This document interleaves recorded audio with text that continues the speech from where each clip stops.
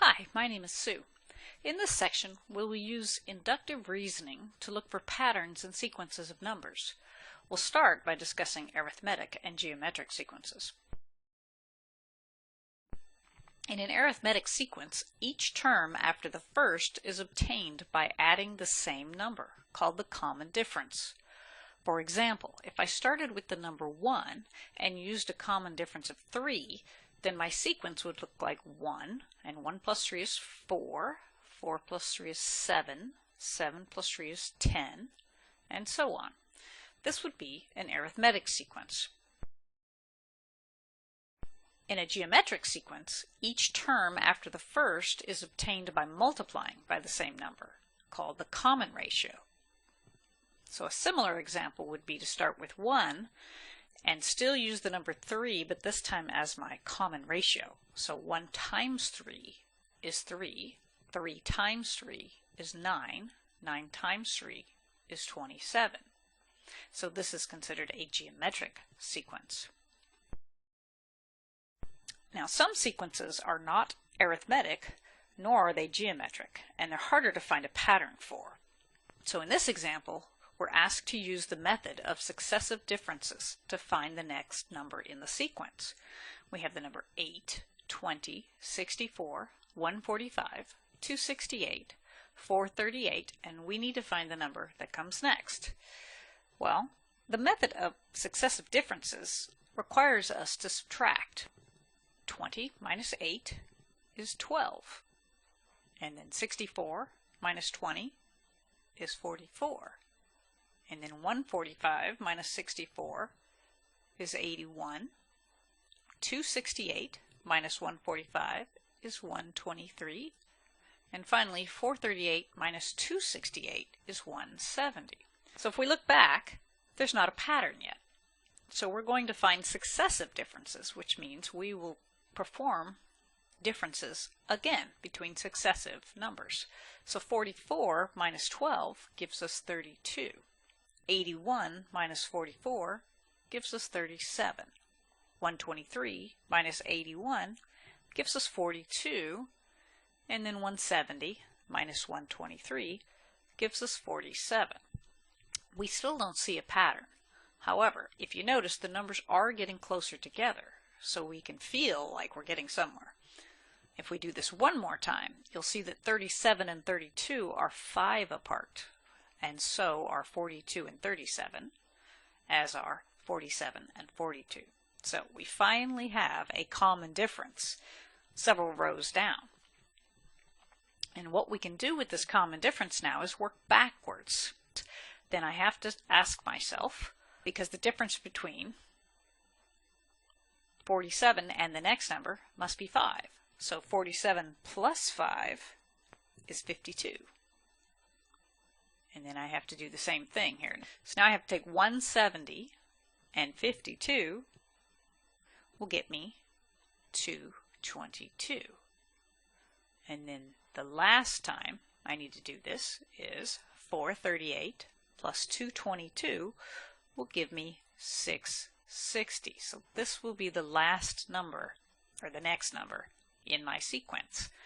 Again, I worked upwards, working my steps backwards. So instead of subtracting each subsequent term, I added. So 47 and 5 gave me the 52. 170 and that 52 gave me the 222. 438 and the 222 gave me the 660. In this next example, we need to find the sum of this sequence of numbers, the numbers 1 through 10. Now we could add them to each other. However, we want to look for a pattern so we can generalize the sum.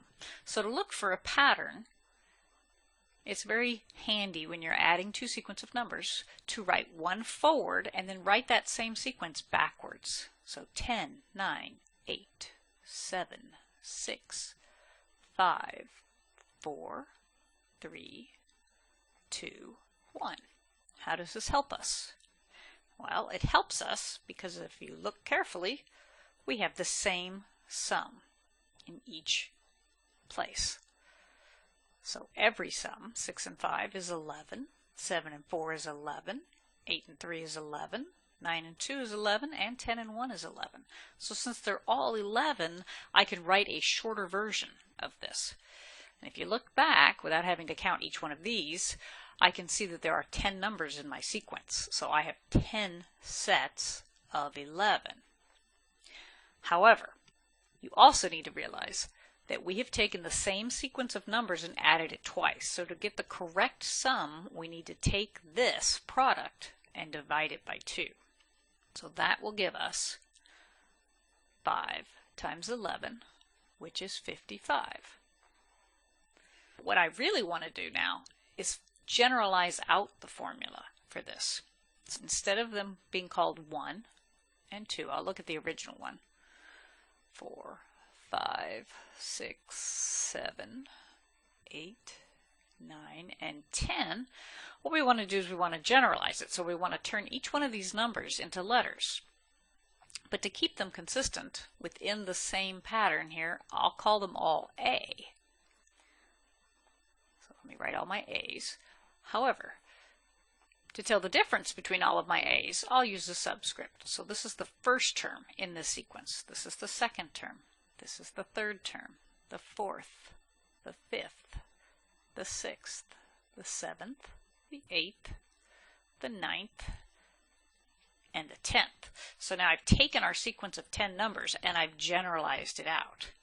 Now when we did our 10 numbers, if you remember, we had 10 sets of 11, but then we had to divide it by 2.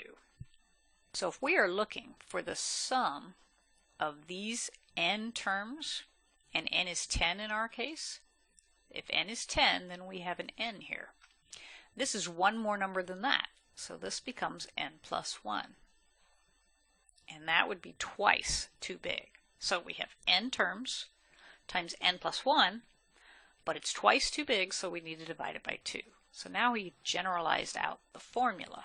This formula will allow us to find the sum of n consecutive counting numbers. Geometric arrangements of points, such as triangular numbers, square numbers, and pentagonal numbers, or figurate numbers, can also lead us to general formulas. This time, the number of dots in the nth figure, rather than the sum of all the figures. So let's look at each one of those. For any natural number n, the nth triangular number is given by n times n plus 1 all over 2. The next type was the square numbers. So for any natural number n, the nth square number is given by just n squared. And the last type are called pentagonal numbers. So for any natural number n, the nth pentagonal number is given by n times 3n minus 1 all over 2. In this last example, we're asked to find the 10th pentagonal number. So rather than draw it out, which would give us 9 nested pentagons, we'll go back and use the formula that we just looked at, which is in the 10th pentagonal number, which would be p of 10, we have n is 10, 3 times 10 is 30, and it's all over 2. So I'll go ahead and reduce these, or simplify, to give myself 5 times 29. And 5 times 29 is 145, which again means in the 10th figure itself there would be 145 dots. In this lesson, we learned about recognizing arithmetic and geometric sequences, along with finding the next term in a sequence. We found the sum of a sequence of counting numbers and determined that geometric shapes can also form number patterns called figurate numbers. Now it is time to go into the homework section and work some problems on your own.